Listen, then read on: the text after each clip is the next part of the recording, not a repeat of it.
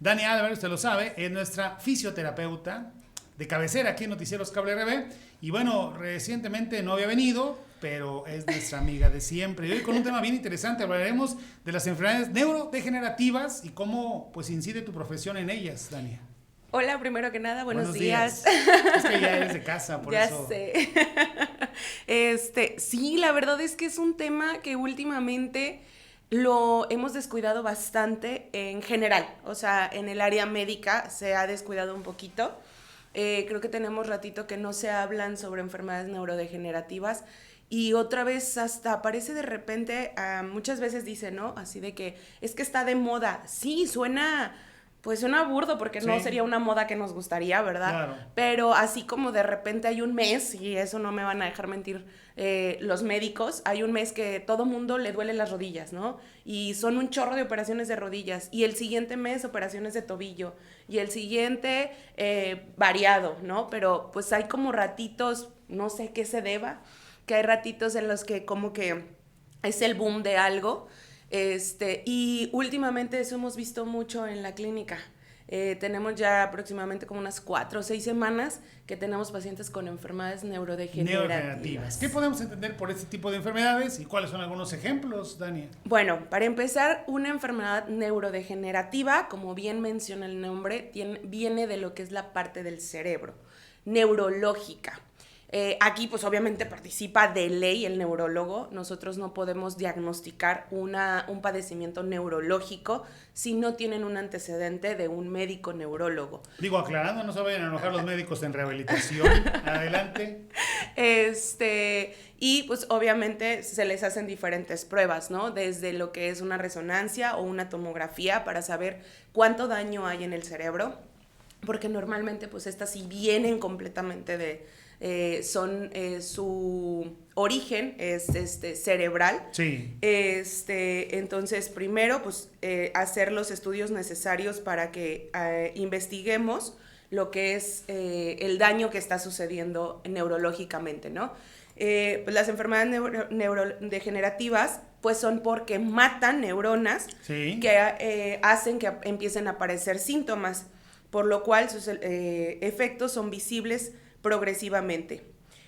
Una de las cosas en la parte neurodegenerativa es que hay que recordar que nuestro cerebro está comunicado por neuronas que hacen sinapsis con otras neuronas. Cuando Claro. hay un daño neurológico, esas neuronas empiezan a tener fallas de contacto.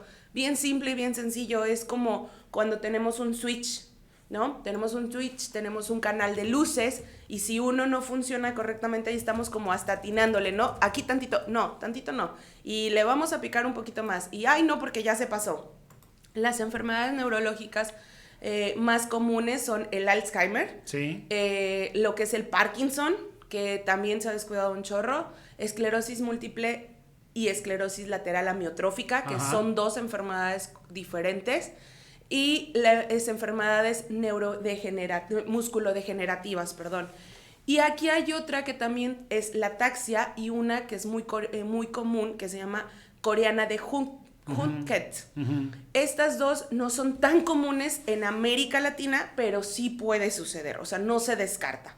Pero sí en latinos es menos probable porque estas enfermedades vienen más de Asia. Sí. Entonces, o se dan más en ¿cómo se llama? En personas con origen asiático. Claro, que la fisionomía, ¿no? Ajá, que con los latinos. Volvemos a lo mismo, no se descarta porque a final de cuentas todos tenemos ya una variación completa de diferentes países, pero sí tenemos una probabilidad menor.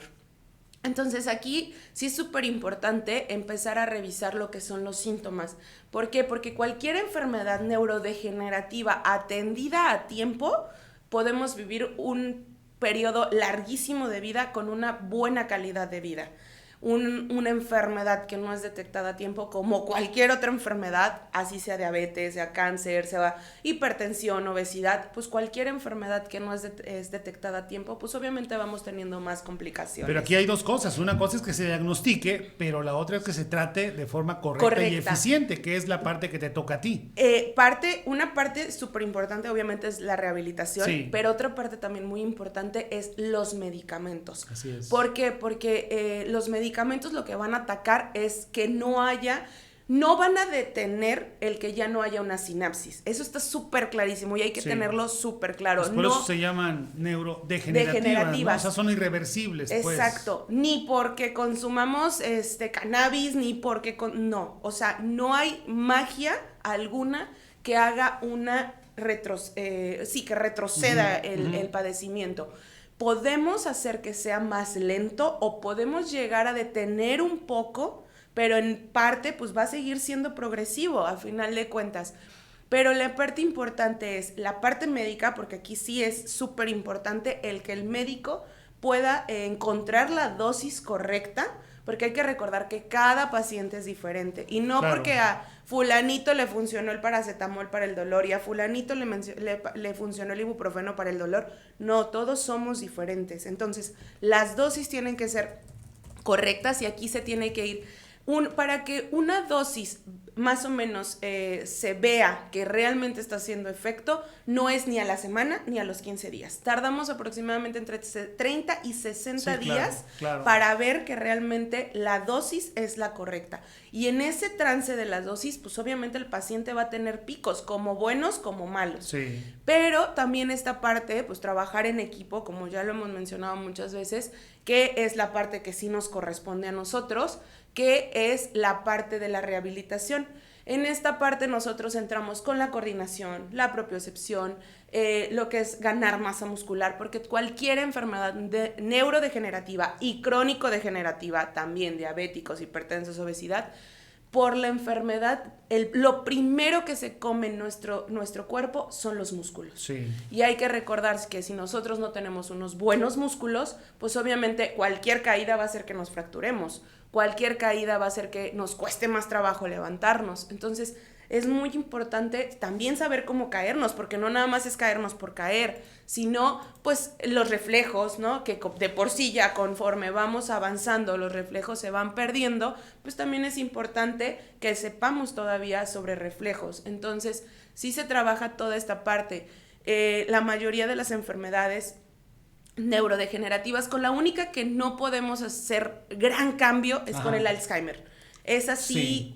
Se trabaja muy poco en el área de rehabilitación, porque también depende el estadio en donde se encuentra el paciente, ¿no? Porque entre más alto el estadio, pues realmente se vuelven niños.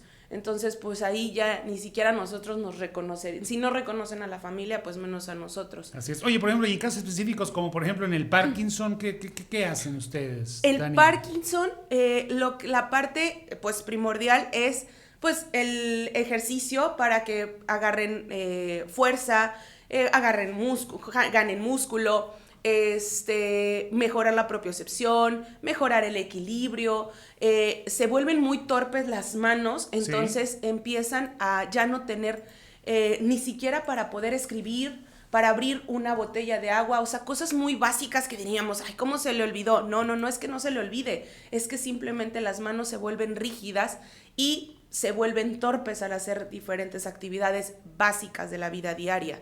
Entonces, hasta vestirse, realmente se les complica, la rigidez del Parkinson empieza a ser tanta que ya no se pueden agachar para ponerse el pantalón, sí, claro.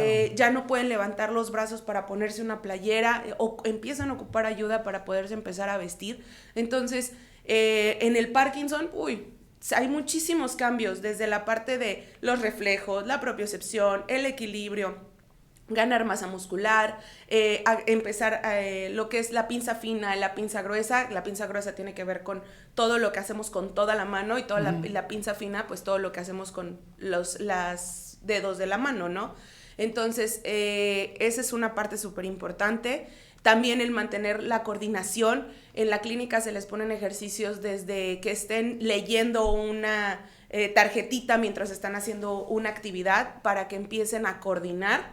Que no se les olviden que pueden hacer dos cosas al mismo tiempo, aunque digan, es que nadie puede hacer dos cosas. Claro que podemos hacer dos cosas al mismo tiempo. Una cosa es que pongamos más atención a una cosa que a otra, pero pues realmente lo importante es mantener la mente activa, ¿no? Una mente saludable, una mente que está trabajando, se va a tardar más en degenerar. Entonces, cuando nosotros tenemos un Parkinson, pues realmente lo primordial que tenemos que buscar es que el paciente se haga menos rígido, buscar disminuir esa rigidez, y con eso pues es acompañado con esta parte del ejercicio, ¿no? En la esclerosis múltiple... Pues algo muy parecido a lo que estás diciendo, ¿no? El tema de los músculos, cómo terminan durmiéndose, ¿no? No que vengan durmiéndose, pero se van comiendo, sí. Se van disminuyendo las fibras musculares. Si nosotros vemos a un paciente, es muy típico en los pacientes diabéticos, ¿no? De repente nos encontramos a un amigo que teníamos, no sé, un año sin verlo y lo vemos flaco. Claro. Y dices, ay, pero tú no estabas así, ¿no? Y lo primero que dices, ay, estás muy delgado. Y te dicen, es que me volví diabético. Uh-huh. ¿Por qué? Porque el medicamento disminuye la probabilidad de aumentar la masa muscular. Y si aparte nosotros no hacemos una actividad física, pues obviamente el músculo se empieza a comer. Y eso sucede en las enfermedades neurodegenerativas. Si nosotros no hacemos un constante movimiento, pues el músculo se va atrofiando, nuestro cuerpo se va atrofiando, y hay que recordar, y muchas veces, y creo que siempre se los he dicho, el movimiento es vida. Si nosotros nos movemos, nos duele menos las cosas. Ya se les ha mencionado que ya actualmente la nueva filosofía en el área de la salud en general, en cualquier tipo de pacientes, hasta oncológicos, se tienen que mover. Sí, si nosotros nos seguimos moviendo, le damos calidad de vida a nuestro cuerpo.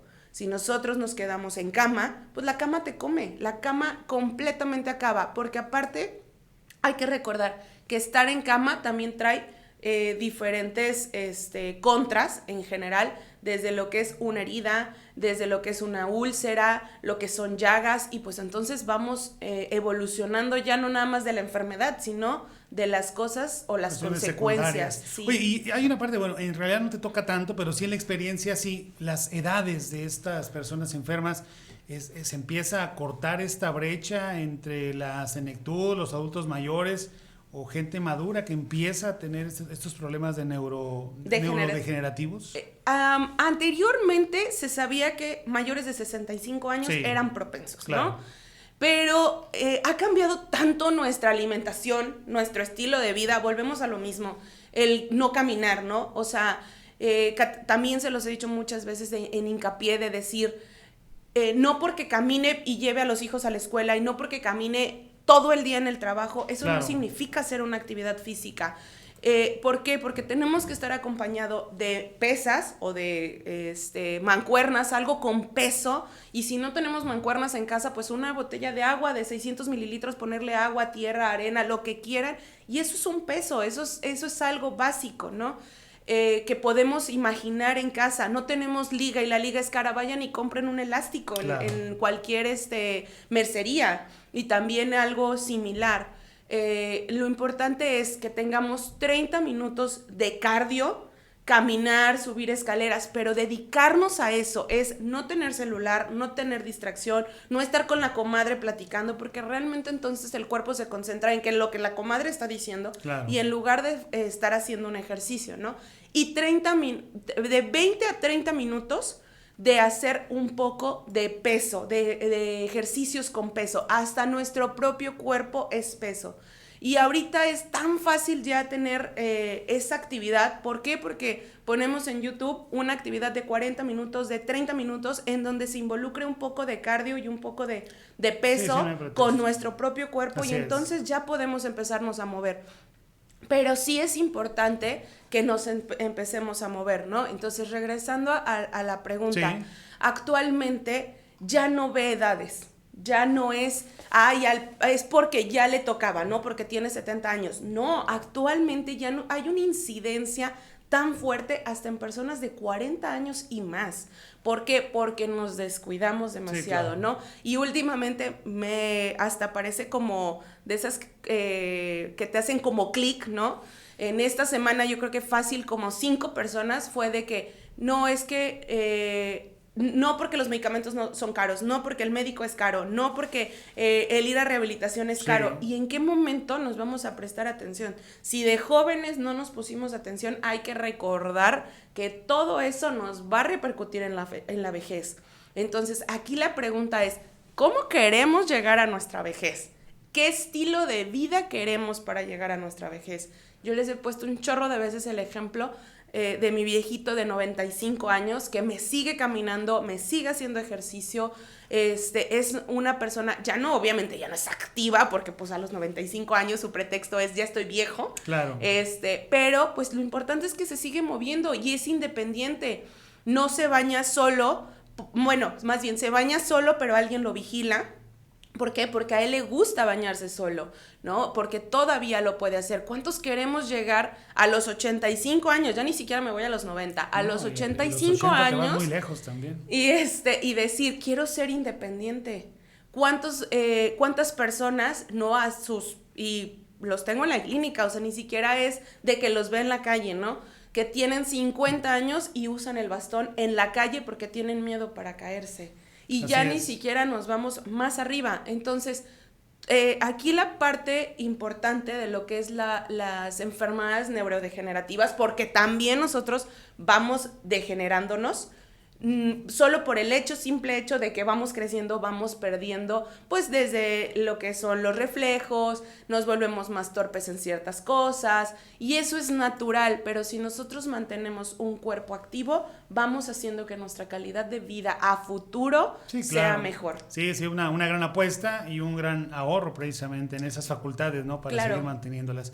Oye, entonces el llamado a, si usted en casa tiene un paciente o usted lo es, pues hay que acercarse a la rehabilitación. Primero que nada es identificar los síntomas, ¿no? Los síntomas de cualquier paciente en general. Sí. Si nosotros estamos viendo que el paciente cada vez se encorva más, ¿no? Por ejemplo, si el paciente se queja constantemente de dolores articulares, si el paciente de repente está de buen humor y luego se pone de mal humor porque algo le duele, entonces todo eso es una alerta.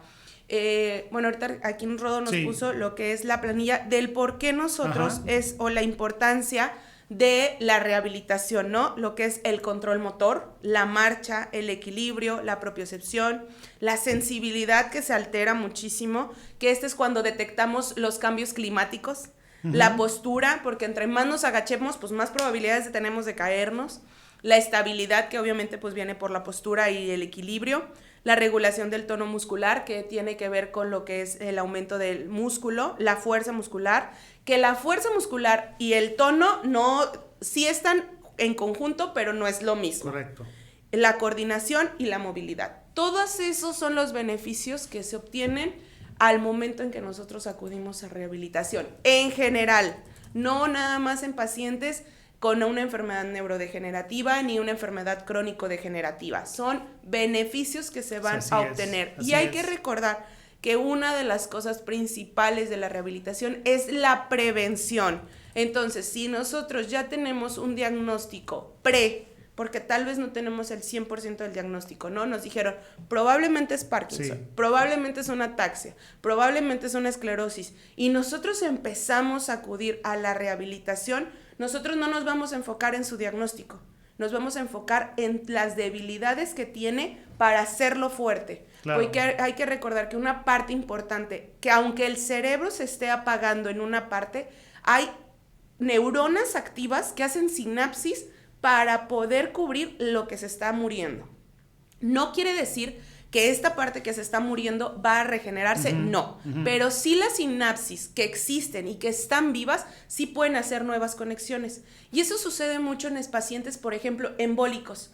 Lo que es un paciente con una embolia, que es muy común, normalmente dicen, es que se le olvidó y se le murió una parte del cerebro y entonces ya no se acuerda cómo comer. No, tal vez no se acuerda sí se acuerda cómo comer, porque por algo le dan de comer y mastica. Claro. Lo que no se acuerda es el movimiento, y no se acuerda del movimiento porque obviamente esas conexiones no existen, pero sí esta parte de que el otro lado del cuerpo está funcionando, y hay que recordar que los hemisferios están cruzados. Nuestro lado derecho maneja el hemisferio izquierdo y nuestro lado izquierdo maneja nuestro hemisferio derecho. Entonces vamos a empezar a trabajar en coordinación para que se acuerde cómo hacerlo, para que mande la señal. Entonces, esto también, bueno, no es una enfermedad neurodegenerativa, pero sí tiene mucho que ver una embolia en cuanto a la rehabilitación.